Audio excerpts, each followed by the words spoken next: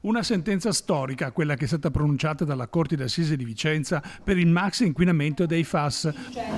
In nome del popolo italiano, visti gli articoli 533, 535, Codice di procedura penale, dichiaro Osoda Maghi responsabile dei reati di cui ai capi A e B. Dopo 6 ore di Camera di Consiglio, la Corte ha disposto 141 anni complessivi di carcere ai vertici della ex Miteni di Trissino, chiamati a rispondere nei diversi periodi storici in cui hanno amministrato l'azienda chimica. Previsti 58 milioni di euro di risarcimenti vari.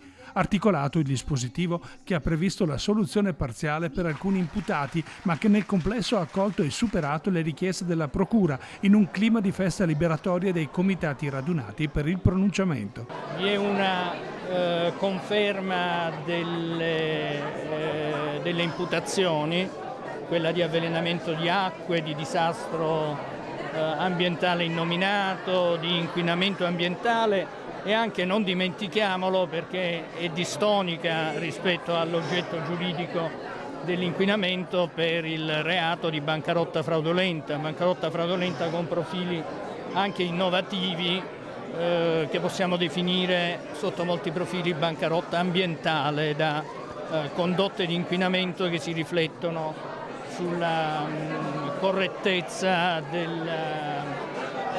dei bilanci e delle scritture contabili della società. È meglio che stia zitto perché sono rispettoso delle istituzioni, quel che ho da dire sono molte cose, le dirò nei motivi d'appello, che è la sede appropriata.